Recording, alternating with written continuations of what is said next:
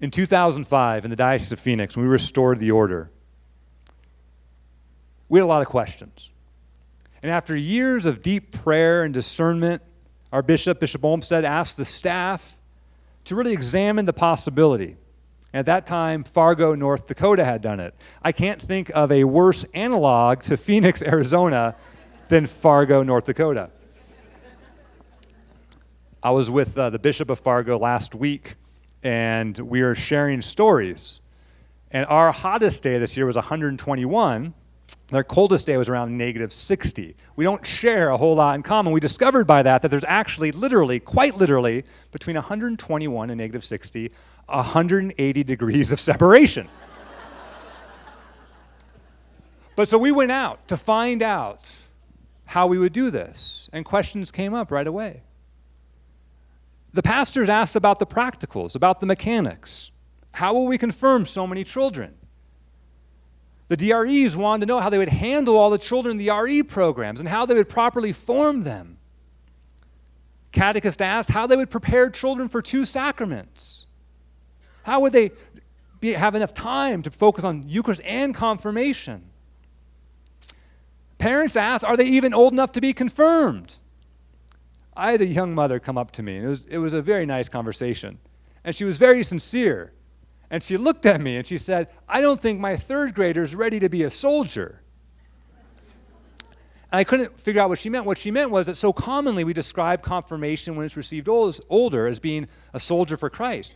The theology for confirmation always stays the same. It's about God's grace to help us mature. But whichever age we receive it at might require a different formation. And yes, our youth leaders too, they were very concerned. They wanted to know if they had to work normal hours. Just kidding. Just kidding. Sorry. I was a youth leader for 10 years. No, actually, what they asked was what would happen to the youth ministry program if it wasn't filled each and every year by about 100 juniors who we hadn't seen since the end of 3rd grade. We were prepared for the questions. And we had good answers to these. We took time as a diocese to prayerfully discern the mechanics. We took time as a diocese to prayerfully concern how we would receive this many children. DREs got busy working on finding a proper and suitable curriculum and finding supplemental material to prepare children. Our youth leaders worked diligently to figure out how best to form people not only for confirmation, but for a life as a disciple for Christ. But what we weren't prepared for was this. We weren't prepared for the incredible outpouring of grace that we received, as in the first few years we confirmed and fully initiated over 30,000 children.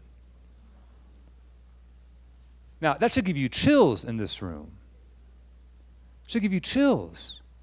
And it did for us.